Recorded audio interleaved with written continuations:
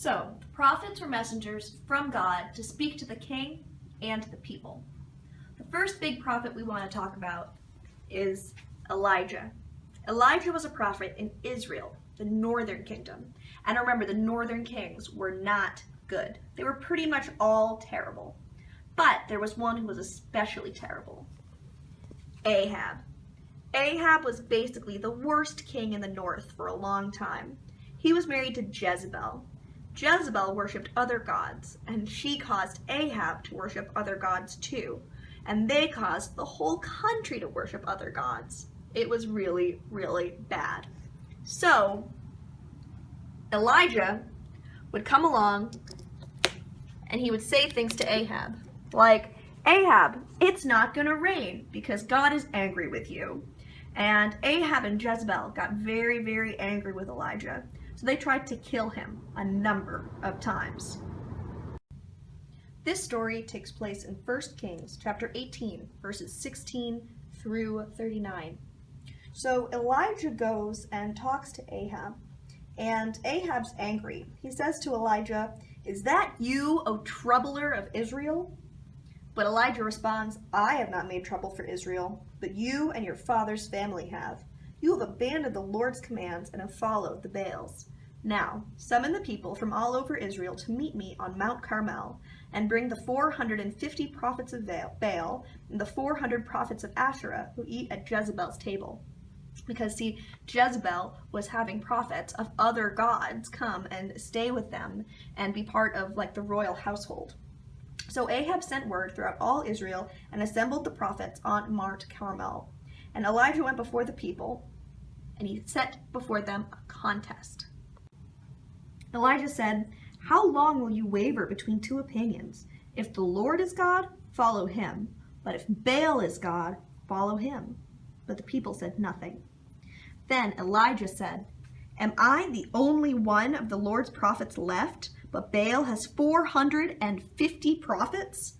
Get 2 bulls for us. Let them choose one for themselves, and let them cut it into pieces and put it on the wood, but not set fire to it." So they were making an altar with the bulls. And then Elijah says, "I will do the same thing and put wood on an altar, but not set fire to it. Then you call on the name of your God, and I will call on the name of the Lord, and the God who answers by fire, he is God." And all the people said, "What you say is good." So they took the bull and they prepared it. Then they called on the name of their God. They called on Baal from morning until noon. It says, "Oh, Baal, answer us," they shouted. There was no response. No one answered. And they danced around the altar they had made.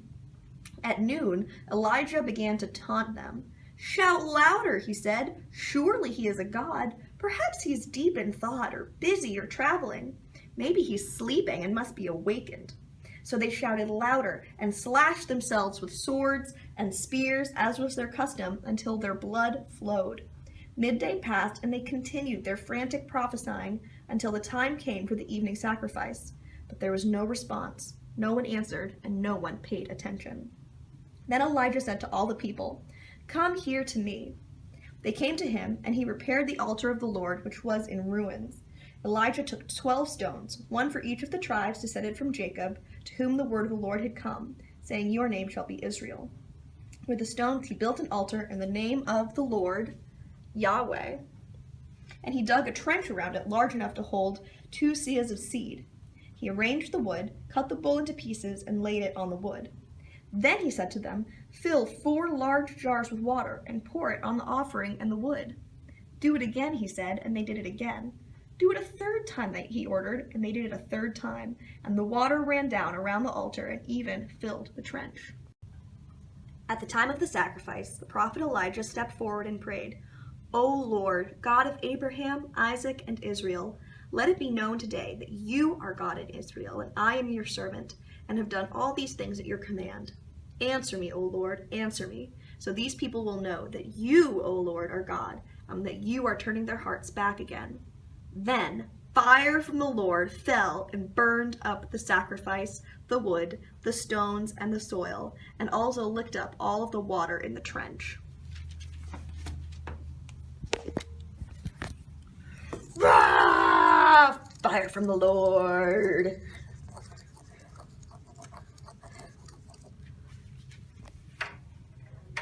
When the people saw this, they fell down and cried, "The Lord, He is God. The Lord, He is God."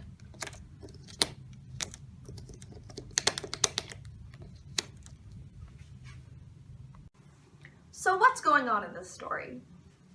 Elijah, the prophet from the Lord, wanted to show all of these other people who were following the wrong gods like Baal and Asherah that their gods were not real gods, but that Yahweh, the God of the Hebrew people, the God they were supposed to be worshiping, He was the true God. So Elijah came and he prayed to the Lord, and God whoosh came down like a consuming fire, just like He did, remember, when the Israelites were leaving Egypt in the Exodus, and just like He did over the tabernacle.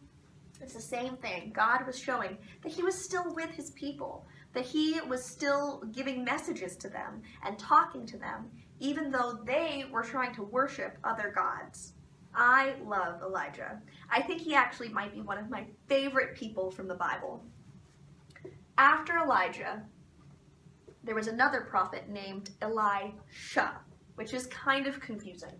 But Elijah came first with a J, and then Elisha came after Elijah. And their stories can be found throughout 1st and 2nd Kings. The second half of 1st Kings and in the first half of 2nd Kings. So I highly recommend you go read their stories if you want to know more about them. Elijah and Elisha didn't write any books, but a lot of the other prophets did write books. And so many books in the Old Testament, like Isaiah, Jeremiah, Ezekiel, Daniel, Amos, Obadiah, Hosea, Malachi, Zechariah, Zephaniah, all of those people were prophets. Remember, a prophet is a messenger from God to speak to the people. Now, something really, really important is the fact that God didn't just tell these prophets like special fortune telling the future, go tell people that, I don't know, there'll be sunshine later this week. It wasn't like that. Almost all of the time, when God gave a message to the prophets to give to the people, it was because it had to do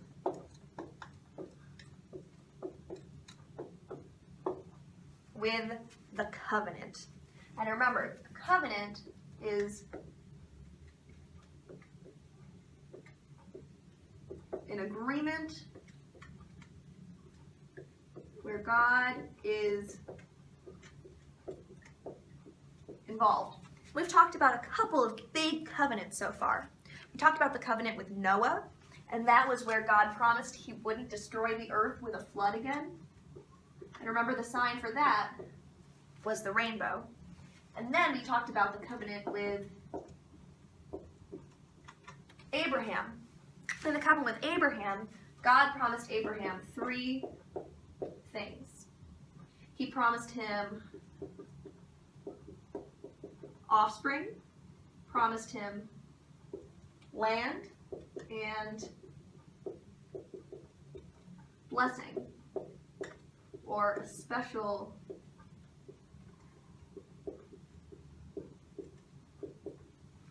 relationship. We talked about the fact that the covenant with Abraham, all of these promises that God made to Abraham, they weren't dependent on Abraham. They were totally dependent on God. Remember, we said that these were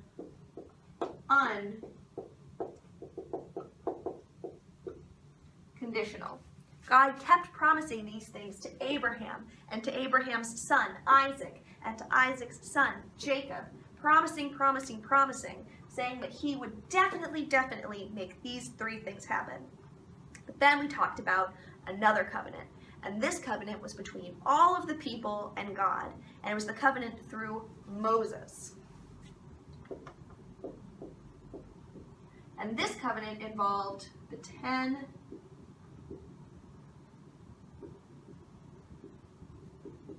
commandments. In this covenant, God gave the people a lot of different rules that they needed to follow. And He said that as long as they followed those rules, the 10 commandments and the other rules, if they followed them, then they would get to live in the land and they would be a multiplied people, and they would have this blessing, this special relationship. But in this part of the covenant, in this covenant with Moses and the people, he said, if you don't do that, then you are not going to get to live in the land. You're not going to be my special people. You're not going to be fruitful and multiply and fill the earth. This is a conditional covenant. If, then.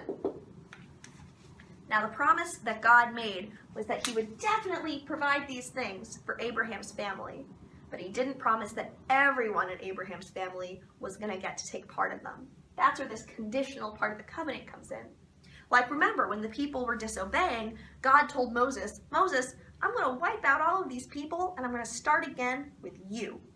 And that would have lined up with this covenant, because God still would have been providing offspring, a land, and a special relationship to somebody from Abraham's family, Moses. But it was conditional because not everybody was going to be able to take part in it. Now, God didn't do that. Moses talked with God, and God decided to forgive the people and allow them to continue to be part of his covenant relationship. But these rules keep being really, really important. So the prophets keep coming back and reminding the people about this covenant. They keep saying, remember, if you follow all of God's rules, then you will be a great nation. If you follow God's rules and love him, then you'll get to stay in the promised land. If you follow God's rules and you love him and you only worship him, then you'll have a special relationship with him. But if you don't do these things, God will stop blessing you, and you won't have the land anymore, and you won't be in a special relationship with him. So that's what Elijah was doing. That's what Elisha did. And that's what almost all of the other prophets, all of their messages are talking to the kings and talking to the people, saying, remember, if you follow God, then you'll get to be part of this covenant to Abraham. But you're not following God, so please remember to follow God and turn back so that you can be part of the covenant relationship again.